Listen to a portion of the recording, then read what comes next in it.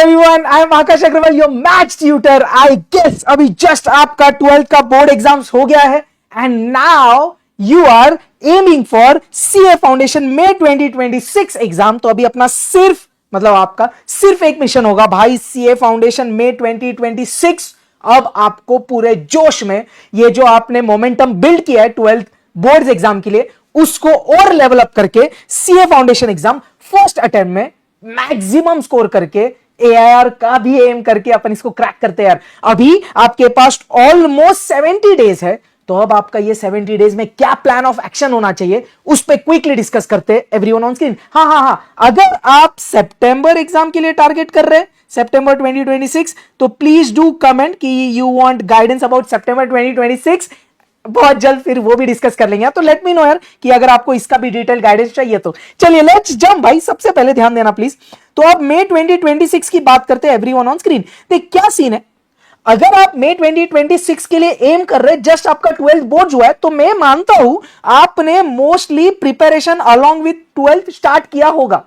कितना हुआ होगा, क्या होगा, वो भी अपन डिस्कस करने वाले, बट शायद आप प्रिपरेशन 12th के साथ कर रहे होंगे। आपने सीए फाउंडेशन के लिए रजिस्ट्रेशन कर दिया होगा, बराबर। तो अब आप 12th एग्जाम के लिए 12th के साथ आपने प्रिपरेशन किया होगा। नाउ आफ्टर बोर्ड एग्जाम्स पूरा फोकस आपका अभी सीए फाउंडेशन मई 26 क्रैक करने के लिए होना चाहिए। एक चीज ध्यान से सुनना, अगर आपका कुछ भी प्रिपरेशन नहीं हुआ है तो फिर आप सितंबर 26 के लिए जा सकते हैं। अगर आपने प्रिपरेशन स्टार्ट किया हुआ है, थोड़ा बहुत काफी हद तक आधा किया हुआ है और पूरा किया तो आप तो तोड़ो, तो आपको अब क्या करना चाहिए वो डिस्कस करेंगे। पहले ये पॉसिबिलिटी की बात करते हैं, और अगर आपने पूरा प्रिपरेशन कर लिया है फिर भी मैं उस पर भी बात करूंगा, ध्यान से समझना। So next 5 minutes be very focused, काफी हद तक चीजें आपको क्लैरिटी मिलनी चाहिए।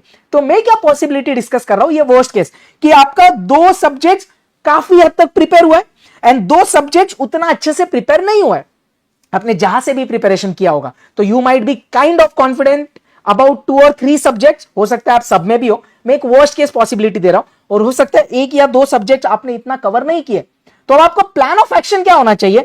इसका सोल्यूशन ऑब्वियसली यही है कि ये जो 2 सब्जेक्ट्स आपका इतना स्ट्रांग नहीं है उस पे मेजॉरिटी फोकस करे। इसका मतलब ये दोनों को छोड़ दे वो भी नहीं चलेगा। इसके लिए मैंने क्या बोला, ध्यान से सुन, फोकस ऑन वीक सब्जेक्ट्स मोर। तो अगर एग्जांपल ले रहा हूं, समझो आपका क्वांटिटेटिव एप्टीट्यूड मतलब मैथ्स समझो आपका बहुत स्ट्रांग प्रिपरेशन नहीं हुआ है, तो आपको क्या करना चाहिए इन द नेक्स्ट 70 डेज? पहला plan of action, focus more on your weak subject and side by side revise the other subjects which you think you are strong in. समझो आपके 4 सब्जेक्ट्स है, जैसे अकाउंट्स, लॉ, मैथ्स और economics. समझो maths in case आपका weak है तो इस पे आपको ज्यादा फोकस देना है, मतलब लेक्चर्स कवरेज, उसका मोर प्रैक्टिस, क्योंकि मैथ्स आई नो आपको भी समझता है उसमें प्रैक्टिस बहुत ज्यादा चाहिए।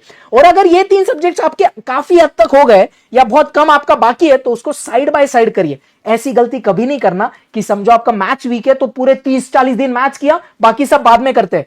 फिर बाद में होने के बाद ये मैथ्स याद ही नहीं आएगा, क्योंकि इतना गैप आ जाएगा। 30 दिन मैथ्स पढ़ा, फिर 30 दिन बाकी सब्जेक्ट्स, फिर जब 60 दिन के बाद मैथ्स देखेंगे तो चाइनीज लगेगा भाई। तो पॉइंट क्या है, everything should go hand in hand, सिर्फ बैलेंस बना रहना चाहिए। क्यों? मैथ्स वीक है, एग्जांपल ले रहा हूं मैं, उसको ज्यादा प्रेप दीजिए, उसको ज्यादा टाइम दीजिए, बाकी को थोड़ा कम टाइम, लेकिन ये हैंड इन हैंड चलना चाहिए। Make sense? तो आपको थोड़ा बहुत आइडिया है क्या चल रहा है। देख, अगर आपका सब सब्जेक्ट्स का सिलेबस कवरेज है तो अब आपको रिवीजन पे फोकस करना है। I hope you understand. But मेरे को ऐसा लगता है हो सकता है शायद 1 या 2 सब्जेक्ट्स में यूजुअली बच्चों को गड़बड़ होती है। चल बोर्ड पे ध्यान देना। मैंने बोला how now Akash sir can help you. देख 2 चीजें हैं, ध्यान से सुनना। काफी बच्चों ने पूछा तो मैं थोड़ा ब्रीफ दे रहा हूं।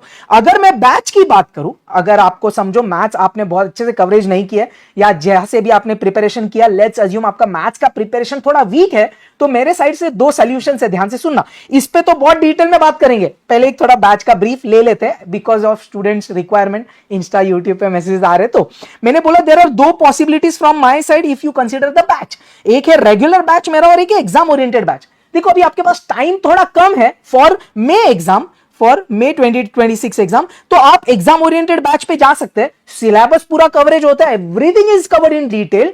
अब अगर टाइम थोड़ा ज्यादा होता है तो मैं बोलता हूं रेगुलर बैच। दोनों में डिफरेंस क्या है, ध्यान से सुनना।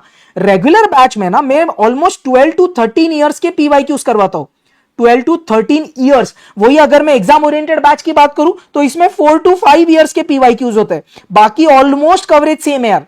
तो डिपेंडिंग अपॉन आपका क्या पॉइंट ऑफ इंटरेस्ट है, अगर आपका मैथ्स बहुत ज्यादा कवरेज बाकी है तो बेटा एग्जाम ओरिएंटेड बैच लो, पूरा जीरो से सब चीजें कवर करो और लेटेस्ट के पीवाईक्यूज करो। अगर आपका मैथ्स का ठीक ठाक प्रिपरेशन हो गया, ठीक ठाक, कुछ ऐसा होता है 18 चैप्टर्स होते हैं आपको मैथ्स में, हो सकता है कि आपके कुछ टॉपिक्स में प्रॉब्लम है, जैसे समझो 18 में से 4-5 टॉपिक्स में आपको थोड़ा ज्यादा प्रॉब्लम है, तो वो 4-5 कवर करके अगर आपको बहुत सारे पीवाईक्यूज का प्रैक्टिस करना है तो आप रेगुलर बैच पे जा सकते हैं। ये दोनों भी आपको बीबी वर्चुअल्स पे मिल जाएगा, आप ये वेबसाइट चेक करिए bbvirtuals.com, उधर आपको ये दोनों कोर्स के बारे में डिटेल मिल जाएगा, उसका लिंक मैं कमेंट सेक्शन में डाल दूंगा, आप चेक कर लेना। बट ये ऑप्शनल है, अगर आपको लगता है प्रिपरेशन वीक है, पूरा कड़क वाला प्रिपरेशन चाहिए, छोड़ देना भाई, ये बैचेस एकदम तोड़े यार, मेरे हैंड रिटन नोट्स कंटिन्यूअस, मेरे से डाउट सपोर्ट मिलेगा, पूरा गाइडेंस मिलेगा, टेस्ट सीरीज है चैप्टर वाइज पूरे सिलेबस की, आपको और कुछ नहीं करना है, पूरा जीरो से हीरो। अगर आप मैथ्स बैकग्राउंड से हो, अगर आप नॉन मैथ्स बैकग्राउंड से हो, तो भी ये दोनों बैचेस एकदम कड़क है भाई, मैं सीरियसली बोल रहा हूं, one stop solution for your maths preparation, believe me, कुछ और मैथ्स के लिए करने की जरूरत नहीं होगी। Make sense? अगर आपको बाकी सब्जेक्ट्स में इशू है, लॉ ले लो, अकाउंट्स इकोनॉमिक्स ले लो, तो भाई बीबी वर्चुअल्स पे सीए फाउंडेशन का जो मेरा टीम है ना, जिसमें लॉ अर्जुन सर सिखाते हैं, अर्जुन छाबड़ा, एंड इकोनॉमिक्स और अकाउंट्स के लिए हार्दिक मनचंदा सर है, भाई ये दोनों भी बहुत बाप है। आप यूट्यूब पे डाल के देखो इनका नाम, नहीं आपको उनके लेक्चर्स, एक लेक्चर देख के मजा आया ना तो मेरे को आके बताना। Make sense? तो पूरा सीए फाउंडेशन भाई हम मेरे टीम पे आप छोड़ सकते हो, you don't have to worry. और आप यूट्यूब पे सर्च करके देख लो यार, आप उनके वीडियोस में कमेंट्स जाके देखो, आपको और कॉन्फिडेंस आएगा। तो any subject is an issue, come to us, we will solve it. अब आ जाते हैं, समझो आपको बैच की जरूरत नहीं है, विच इज नॉट नेसेसरी। अब आ गए आप, सर यूट्यूब से कैसे हेल्प करेंगे? आप ध्यान से सुनना, पहली चीज लिखिए क्विक रिवीजन सीरीज। बेटा मैं बोल रहा हूं ये चीज है ना एकदम जान है, दिल से बिलीव कर लेना भाई, ये चीज जो मैं बता रहा हूं आपको, क्विक रिवीजन सीरीज, आप एक वीडियो देख के देखिए। अगर आपने, समझो एग्जांपल ले रहा हूं मैं, आपने मेजर्स ऑफ सेंट्रल टेंडेंसी पढ़ा हुआ है स्टैटिस्टिक्स में, उस सिर्फ एक लेक्चर, एक एग्जांपल दे रहा हूं, वो सिर्फ एक चैप्टर का जाके ना क्विक रिवीजन सीरीज का एक वीडियो देख ले, 2-2.5 घंटे का होगा या उससे भी कम होगा। हर एक चैप्टर विद इन 2 आवर्स मैंने इसमें रिवाइज करवाया, फ्रॉम जीरो टिल पीवाईक्यू, सब यूनिक वैरायटी के क्वेश्चंस, सब वैरायटी के पीवाईक्यूज इसमें कवर्ड है।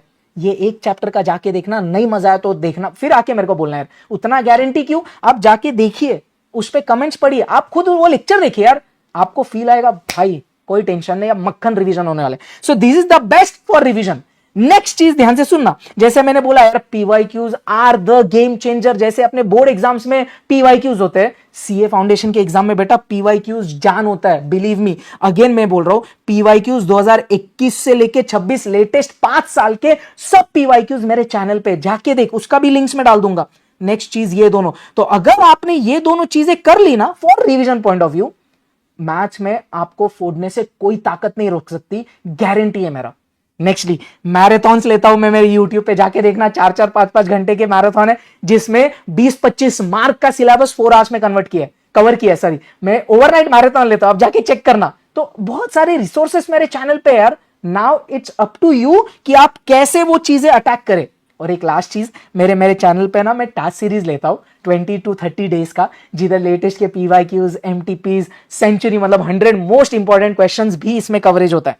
तो ये चारों चीजें कर सकते हैं आप, ये दोनों प्रायोरिटी पे, वो होने के बाद आप ये चीजें करिए। तो आपको ये समझा यूट्यूब से आकाश सर कैसे हेल्प कर सकते हैं। हाँ, अगर आपको बैच परचेस करना है तो मैंने बोला भाई, इससे तोड़ मैथ्स का प्रिपरेशन आपको और कोई करने की जरूरत ही नहीं होगी, किधर जाने की जरूरत नहीं है, सब पूरा जीरो से लेके एग्जाम जाने तक, revisions, marathons, test series, doubt support, notes, और क्या चाहिए भाई, और कंटेंट तो अपना तोड़ी है भाई, वो आप बिलीव करिए यार। चलिए लेट्स कंटिन्यू। अब नेक्स्ट बात करते हैं स्टडी प्लान की for the next 70 days. Exact आपके पास मिनिमम 70 डेज अब है।